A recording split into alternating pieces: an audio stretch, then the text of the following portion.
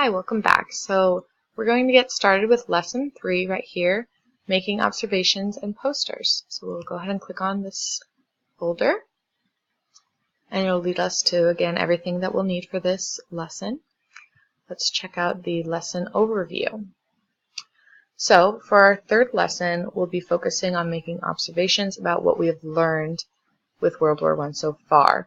And we're going to be evaluating the struggles people faced during World War I through the kinds of ads that were created at the time.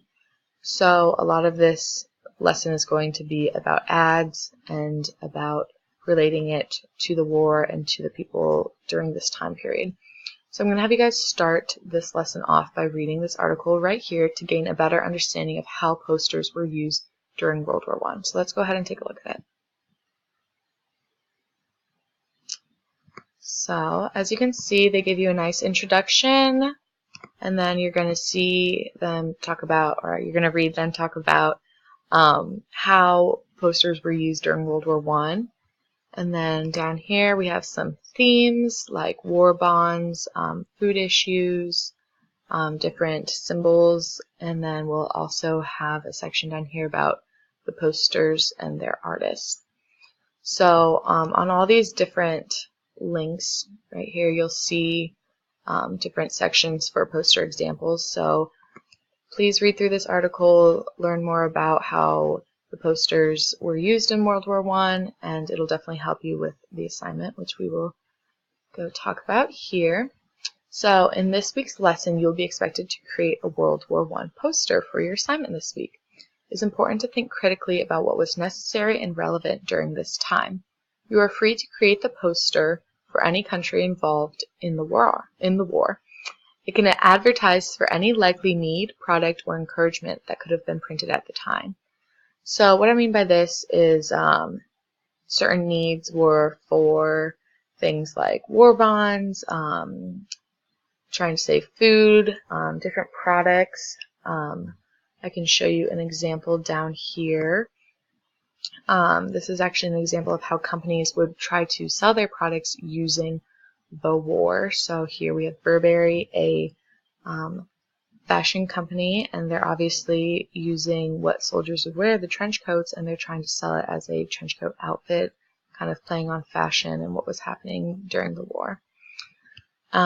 So back to what we were talking about, that's how they would use products in ads, and then with encouragement, just kind of keeping the morale high for soldiers for different countries, and just make sure again that you're sticking to the likelihood of this being able to be printed during the time. So nothing that would be not current for the time period of World War I.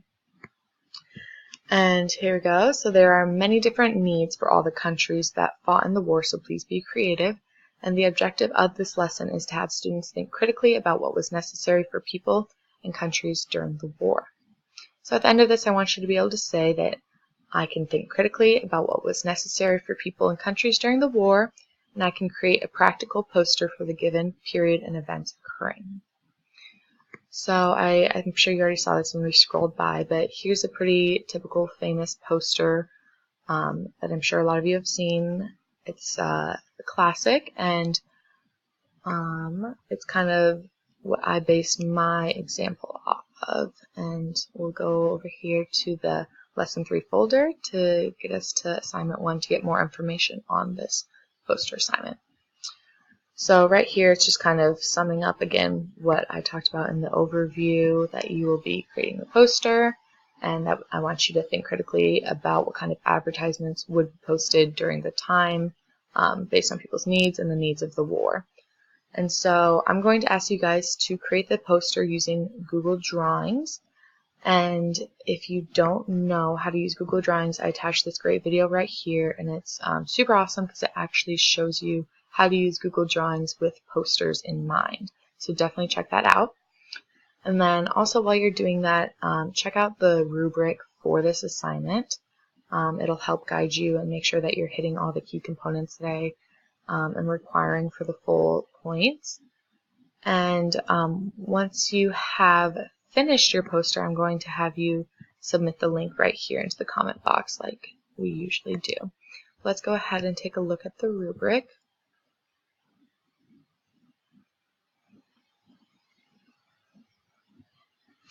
Okay, so this up here, you don't need to fill this out. That's for me when returning the grade. And let's see, so our first criteria here, criteria 1, is that students evaluated World War I in an appropriate manner and made a poster that could have been found during the time period. And so to get all 5 points, you need to meet both expectations that you evaluated World War I appropriately and that the poster could have been found during the time period. To get half the points, you would have only met one of these expectations, and for none of the points, you didn't meet either of these. Next, we have our evaluation criteria 2. It is obvious that the student took time and put thought into what they wanted their ad to be. So for all of the full points, I can tell that you really thought things out, and then for only half the points, I can't really tell how much thought you put into it, but it's fairly assembled well. And then for none of the points, it just seems pretty thrown together.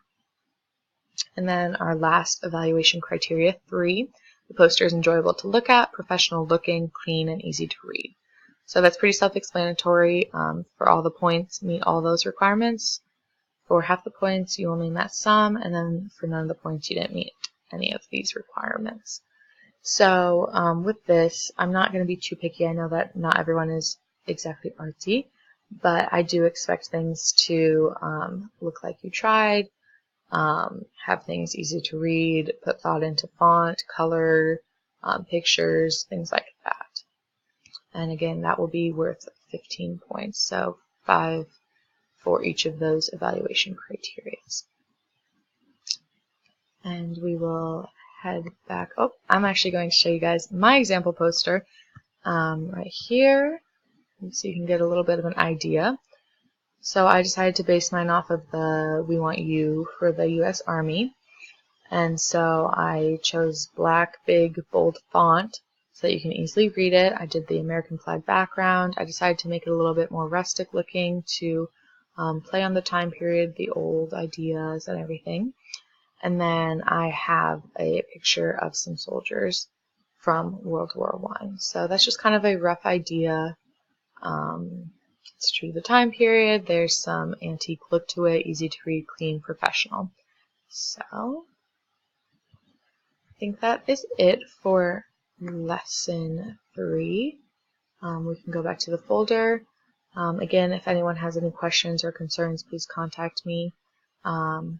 If not, I think all the instructions and requirements are in the folder, so enjoy this lesson. I think it'll be a fun one, so definitely have some fun with it.